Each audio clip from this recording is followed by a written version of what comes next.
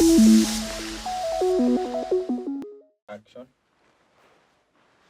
Hello everyone and welcome to the study of the subject leadership and management. In today's session we are going to discuss the what we call effective decision making.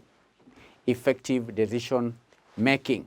Now candidates, effective decision making is the process through which alternatives are selected and then managed through implementation to achieve business objectives.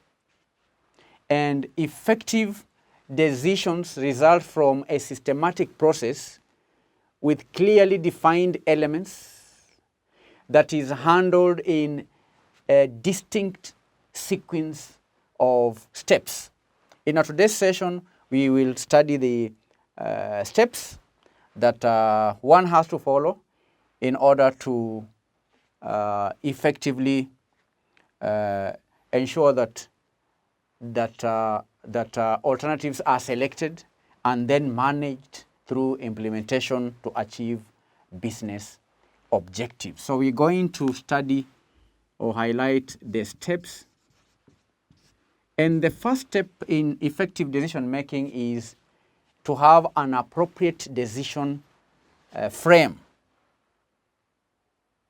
Appropriate is to have an appropriate decision frame, an appropriate decision frame. Now, candidates, it should be remembered that an appropriate decision frame captures the context in which one is to make a decision, and that includes the internal environment and the external environment in which decisions are made. So, effective decision making calls for having an appropriate decision frame. The second step in effective decision making is to have clear values to adhere to. Clear values to adhere to. Clear values that have to be adhered to. And these clear values should be in line with the objectives that are being accomplished. So identifying the objectives that one is trying to accomplish is part of properly framing a decision. And these objectives need to be clear, and the objectives have to align with the values of the organization. And why is that important? That is important because the objectives form the decision criteria. They also help determine what information to seek. They help to explain your decision choice to others, as well as determining how important the decision is to the company and how much time and effort that is to be expended on making it. The third step is creative alternatives to choose from. Creative alternatives to choose from. For one to make an effective decision, then one has to generate alternatives, creative alternatives to choose from. And the choice you make can never be better than the best of the alternatives that you have generated. So it's important, candidates, when generating alternatives to choose from, one has to be creative. For a decision to be effective, then one has to be very creative, because out of the alternatives that are generated, then therein lies the solution to a problem. The fourth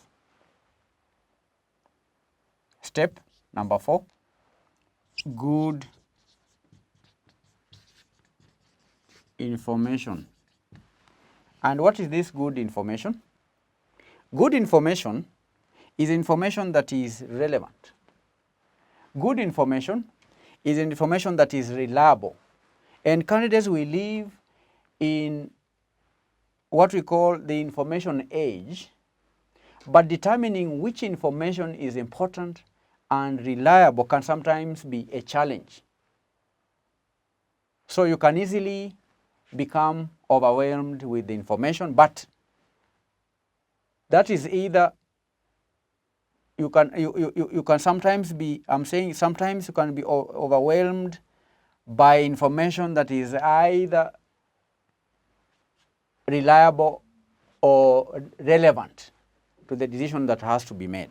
So a good decision, an effective decision uses reliable and relevant information while properly accounting for uncertainties.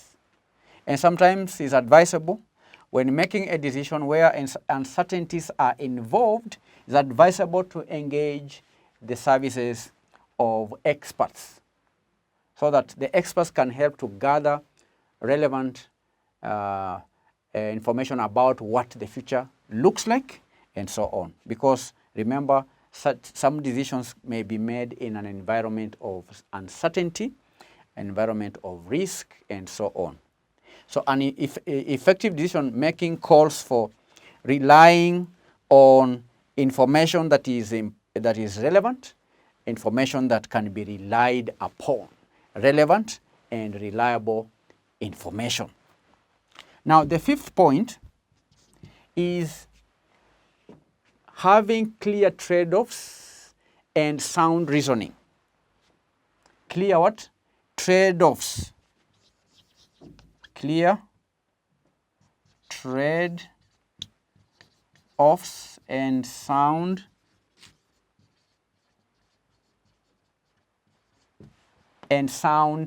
reasoning. Now, candidates, one of the most difficult challenges in making decisions is grappling with trade-offs involving multiple objectives. And therefore, sound reasoning and evaluating trade-offs also extends to consideration of downstream decisions. Why do I say that? Because a decision made today usually impacts future decision opportunities and available choices.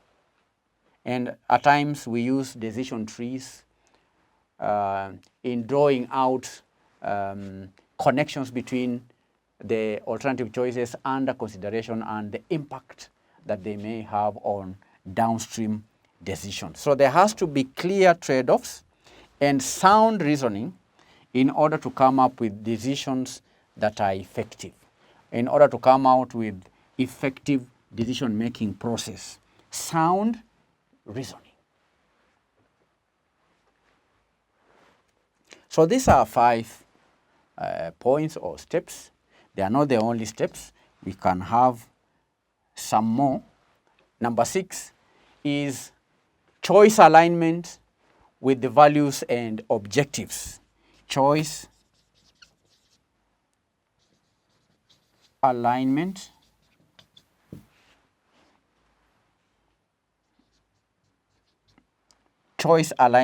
with objectives. Choice alignment with objectives and values.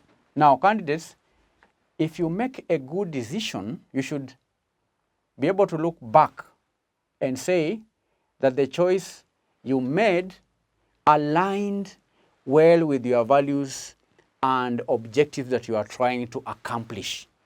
So effective decision making must be one that aligns the choice that you make with objectives and values.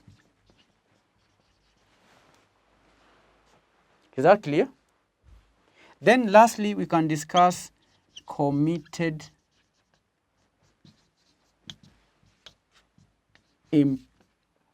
implementation.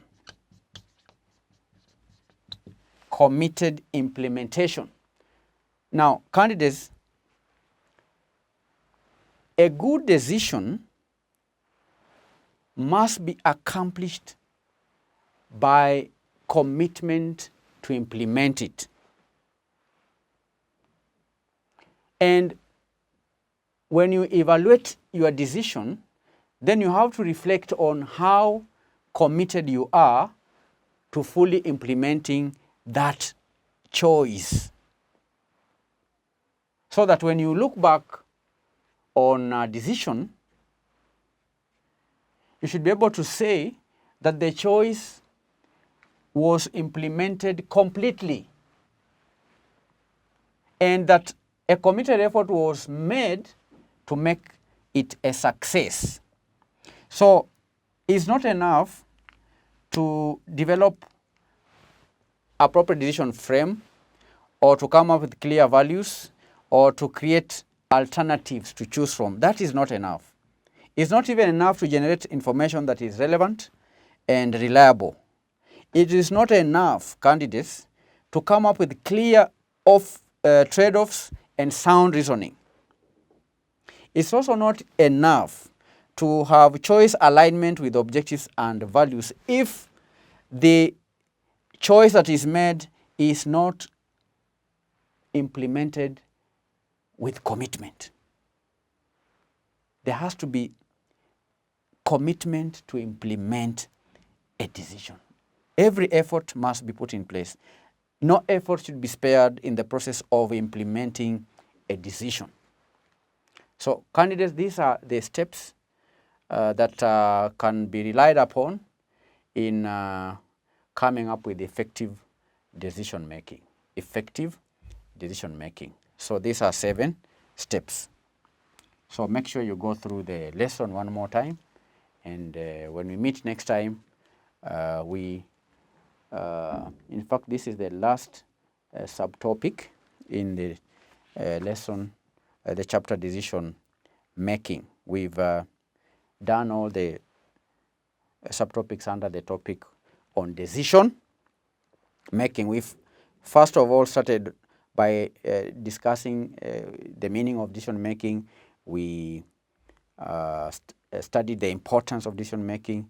We also, in a different lesson, discussed the decision making models. We learned more on types of decisions. We studied the decision making process, which is somehow related to these steps that we have here. Then we also did problem solving skills, decision making under different conditions. We studied the condition of certainty, condition of uncertainty, and also condition of risk. So we've come to the end of the lesson and the chapter. Make sure you go through the chapter one more time and ensure that you also answer questions from the revision partner.